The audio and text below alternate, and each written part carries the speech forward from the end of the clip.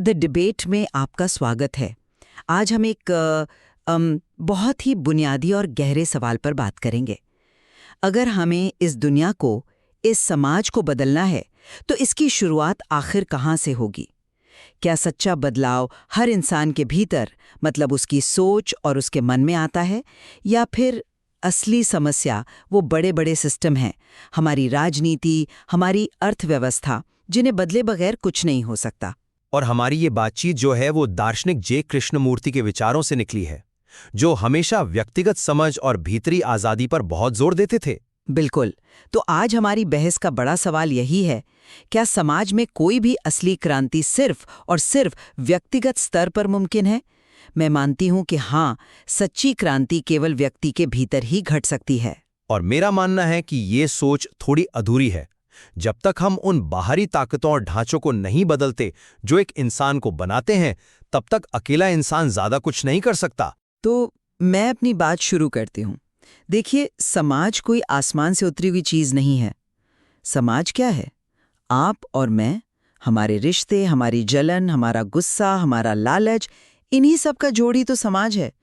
ये कुछ ऐसा है जैसे हम एक प्रदूषित झील के किनारे खड़े होकर शिकायत कर रहे हैं कि झील कितनी गंदी है, जबकि हम सब उसमें रोज थोड़ा थोड़ा कचरा फेंक रहे हैं।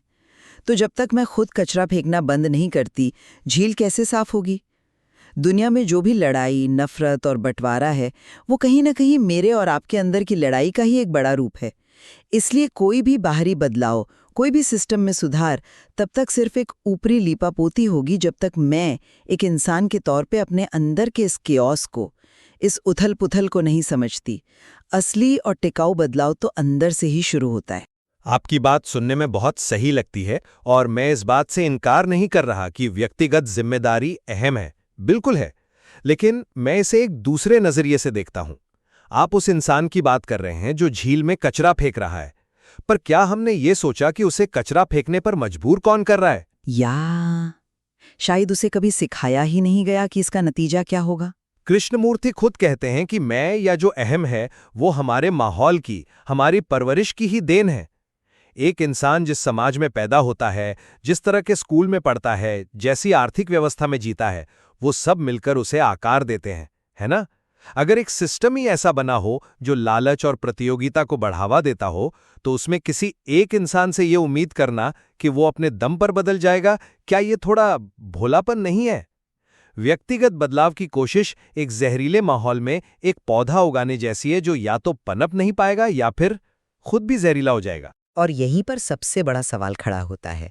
आप कह रहे हैं कि माहौल इंसान को बनाता है, लेकिन उस माहौल को किसने बनाया? वो सिस्टम क्या हवा में से पैदा हो गया? नहीं, उसे इंसानों ने ही बनाया है। समाज, तुम और मैं हैं, हमारे रोजमर्रा के रिश्तों में।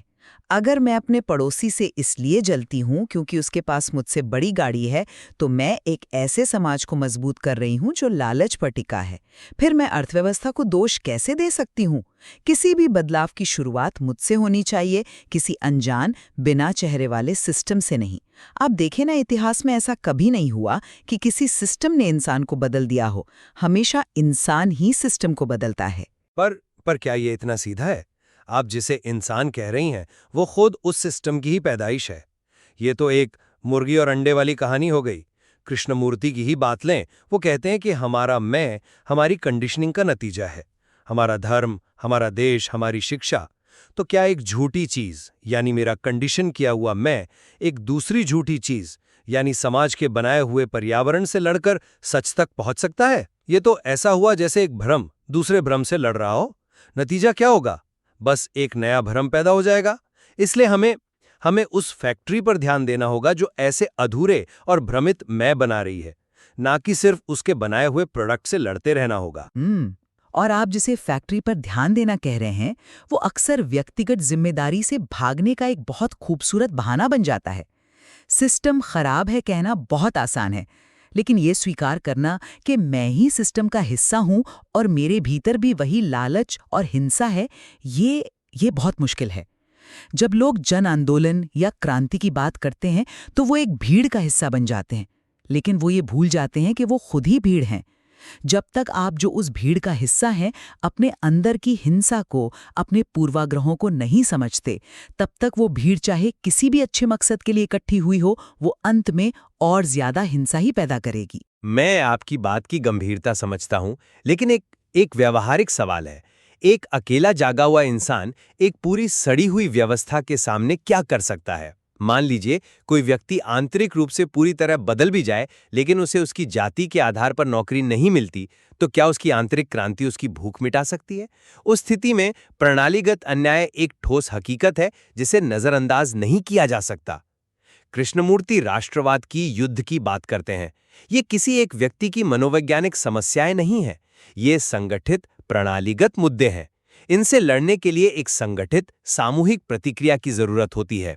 यह कहना कि एक व्यक्ति को एक तानाशाही के खिलाफ अकेले खड़ा हो जाना चाहिए, ये तो उसे खुदकुशी के लिए उकसाने जैसा है। लेकिन इतिहास हमें क्या सिखाता है? आप रूस की क्रांति को देखिए। जार की तानाशाही को हटाकर एक वैचारिक तानाशाही स्थापित की गई। विचार बदल गया, झंडा बदल गया, लेकिन सत्ता का केंद्रीकरण, हिंसा, वो मनोवैज्ञानिक ढांचा तो बना रहा। क्या ये इस बात का सबूत नहीं है कि जब तक व्यक्ति के भीतर सत्ता की भूख खत्म नहीं होती, कोई भी व्यवस्था केवल शोषकों का नाम बदलती है, शोषण को खत्म नहीं करती? सच्ची क्रांति एक बाहरी ढांचे को बदलना नहीं है, वो एक भीतरी मनोवैज्ञानिक बदलाव है जो फौरन होता है। जब आप कहते हैं मैं कल बदलूंगा, तो इसका मतलब है कि आप आज की अराजकता को जारी रखना चाहते हैं। सच्चा बदलाव वो समय की प्रक्रिया नहीं है, वो अभी इसी पल होता है।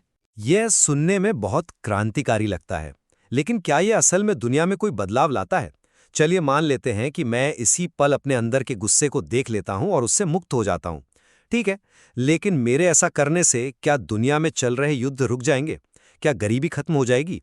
कृष्णमूर्ति खुद कहते हैं कि बुद्ध और क्राइस्ट जैसे महान शिक्षक आए, उन्होंने शायद खुद को मुक्त कर लिया होगा, लेकिन दुनिया का दुख, भ्रम और क्रूरता तो वैसी की वैसी रही। अगर आपकी भीतरी शांति दुनिया के कष्टों को कम नहीं करती, तो क्या वो एक तरह का परिष्कृत स्वार्थ या पलायन नहीं है कि बाहर दुनिया जल रही है, जलने दो, मैं तो अपने अंदर शांत हूं?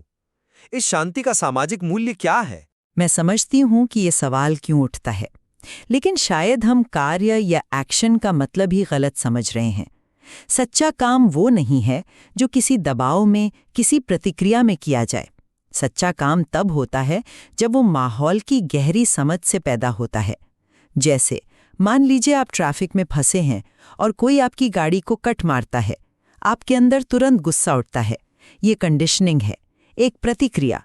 कृष्णमूर्ति की क्रांति का मतलब है उस गुस्से को दबाना नहीं, बल्कि उसी क्षण उस गुस्से के उठने की पूरी प्रक्रिया को देखना।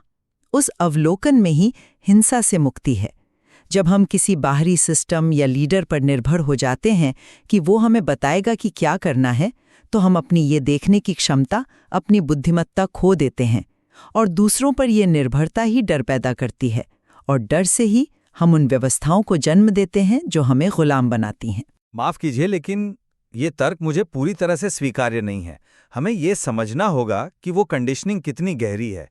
अगर कोई व्यक्ति एक ऐसे माहौल में पला बड़ा है जहां उसे बचपन से ही एक खास तरह की नफरत सिखाई गई है, तो वो उस माहौल को निष्पक्ष रूप से समझने के लिए ज़रूरी आज़ादी और साफ नज़रिया कहाँ से लाएगा? कभी-कभी बाहरी दमनकारी ढांचों को तोड़ने से ही व्यक्ति को पहली बार अपनी कंडीशनिंग को देखने और उससे मुक्त होने का मौका मिलता है। उदाहरण के लिए बर्लिन की दीवार का गिरना। जब तक वो दीवार थी, पूर्वी जर्मनी के लोग एक खास तरह के प्रोपेगेंडा में जी रहे थे। दीवार गिरने से उन्हें नई जानकारियां मिली, नए विचार मिले, जिसने शायद उनमें से कई को अपनी पुरानी कंडीशनिंग पर सवाल उठाने का मौका दिया।